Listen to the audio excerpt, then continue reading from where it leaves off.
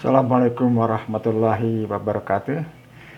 Teman-teman yang saya hormati, khususnya para pendamping kemanusiaan yang saya muliakan.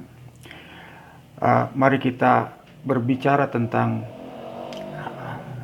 kewajiban kita untuk mempengaruhi pikiran orang, khususnya bagi saudara-saudara kita, ibu-ibu yang menjadi penerima manfaat dari program pemerintah, apapun itu programnya. Teman-teman, dulu kita pernah menyampaikan kepada mereka bahwa memuji prestasi anak itu penting, karena dengan memuji diharapkan anak punya keyakinan bahwa apa yang dia perbuat itu benar dan didukung oleh orang tuanya. Teman-teman, langkah selanjutnya juga kita pernah berbicara bagaimana KPM itu, ibu-ibu khususnya, bangga bahwa mereka mampu menikmati apa yang ia tanam. Mereka bahagia karena mampu menciptakan sesuatu yang bermanfaat bagi diri dan keluarganya. Jadi penanaman entrepreneurship bagi ibu-ibu itu penting. Karena target kita adalah bukan membuat ibu-ibu itu semakin bergantung kepada program pemerintah, tetapi bagaimana kita meningkatkan keyakinan mereka bahwa apa yang mereka lakukan untuk kepentingan diri mereka dan keluarganya berdasarkan kemampuan mereka itu jauh lebih terhormat daripada kita dalam posisi menerima. Nah, kali ini saya akan berbicara tentang bagaimana menanamkan rasa tanggung jawab pada anak-anak sedini mungkin. Saya teringat akan suatu kisah tokoh kita, yaitu Bapak Muhammad Hatta, Wakil Presiden Indonesia. Waktu kecil, saya kira usianya 6 atau 7 tahun, itu ibunya pernah mengeluh.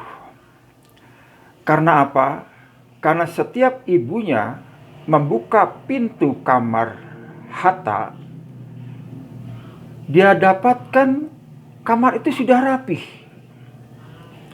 Hampir setiap pagi beliau membuka pintu anaknya itu, sudah rapih tempat tidurnya. Maka ibunya berkata pada Hatta, "Hatta, izinkanlah ibu satu kali saja membereskan tempat tidurmu." Apa jawaban Bung Hatta? "Ibu, biarkanlah saya bertanggung jawab atas tempat yang saya nikmati ini." Jadi ibunya tidak diberi kesempatan sedikit pun untuk melakukan pemberesan tempat tidurnya. Teman-teman yang saya hormati, ada hal yang penting lagi yang patut kita pahami di kalangan ibu-ibu, terutama penerima pemanfaat program pemerintah.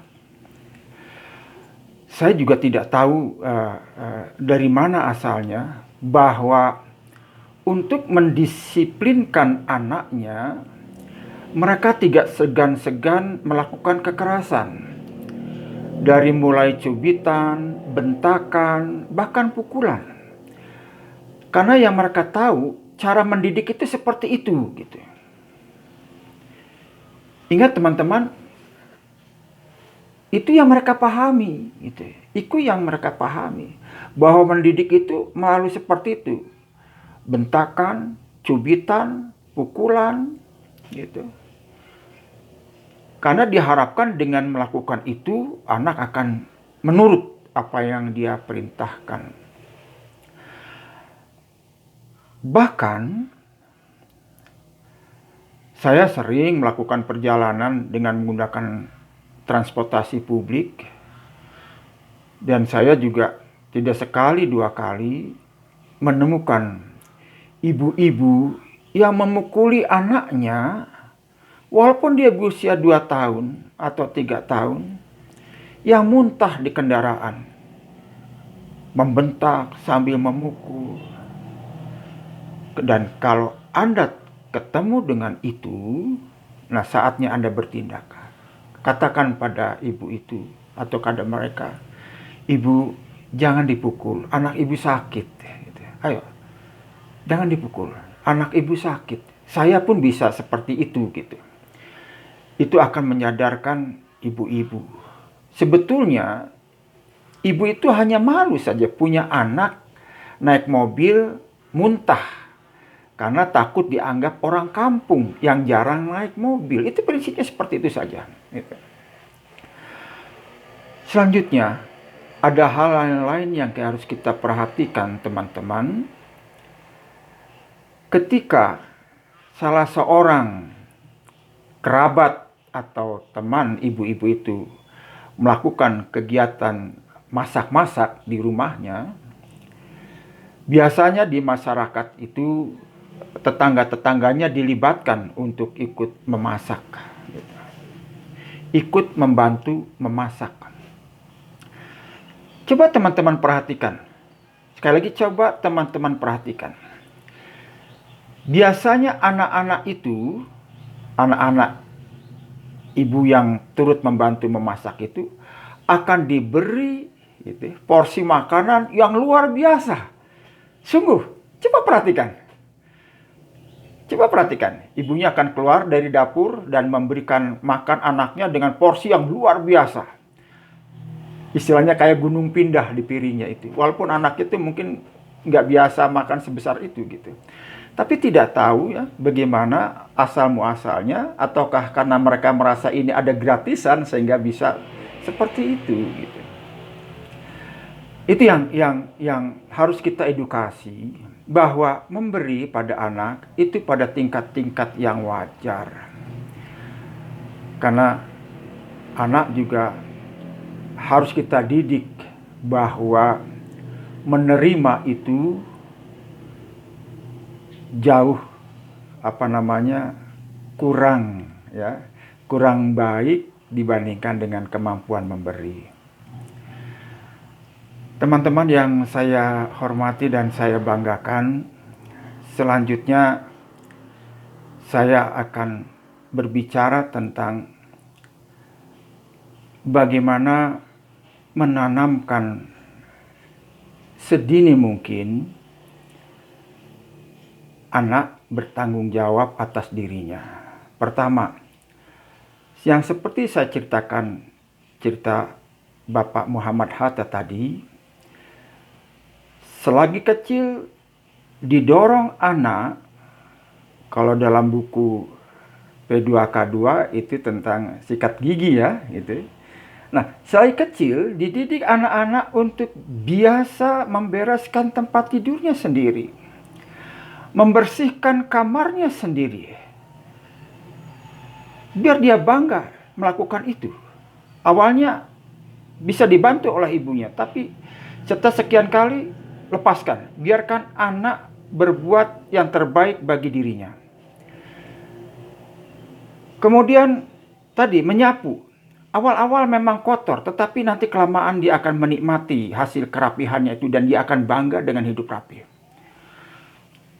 Seorang panglima besar, jenderal besar, saya lupa namanya, dan dia mengatakan menanamkan disiplin pada tentaranya adalah dia hanya melihat apakah tempat tidurnya itu rapih atau tidak. Kalau orang dari bangun tidur tidak mampu membereskan tempat tidurnya, hampir bisa dipastikan orang itu juga tidak bisa dididik disiplin. Karena tempat tidur yang rapih merupakan awal kerapihan dan kesilipatan dirinya. Jadi itu yang harus ditanamkan kepada anak-anak sedini mungkin. Dan upayakan pada tingkat selanjutnya, kalau kita menginginkan anak-anak kita pandai, sekali lagi ini khusus kepada teman-teman pendamping, kalau kita menghendaki anak-anak kita pandai dan bertanggung jawab, juga bangga atas prestasinya, kenapa tidak kita selaku bapak atau selaku ibunya minta penjelasan pada anak? Silakan. Silakan. Nggak usah jauh-jauh. HP, penggunaan HP. Anda boleh tanya, "Nak, ini bagaimana mengoperasikannya? Nah, ini bagaimana itu?" Jujur. Dan anak itu ketika ditanya oleh Anda, diminta bantuan menjelaskan, anak Anda akan menjelaskan dengan penuh semangat dan antusias. Dan saya suka lakukan itu untuk cucu-cucu saya. Oke, saya bilang, "Ini gimana? Aku pengen tahu bagaimana mengoperasikan mesin cuci ini," gitu. "Oh, ini caranya, Yang. Ini masukkan dulu, ini." Dia jelaskan dengan detail satu demi satu, langkah demi langkah yang harus kita capai. Bagaimana mengoperasionalkan mesin cuci? Saya tanya. Walaupun saya sendiri bisa sebetulnya. Tetapi karena itu teknologi baru, dan saya minta penjelasan anak usia 5 tahun. Dan dia bisa, gitu. Karena dia sudah dididik oleh ibunya untuk membantu dalam hal bagaimana mengoperasionalkan mesin cuci itu. Nah, teman-teman, jadi kita mulai dari hal yang sederhana untuk membantu kualitas manusia Indonesia. Memang hasilnya tidak bisa kita raih besok atau lusa atau tahun depan, tetapi mungkin kita akan menikmati 25 tahun atau 50 tahun yang akan datang, kita akan hidup dalam dunia yang penuh dengan kedamaian, penuh dengan tantangan untuk melakukan kebaikan-kebaikan sesama manusia. Terima kasih. Assalamualaikum warahmatullahi wabarakatuh.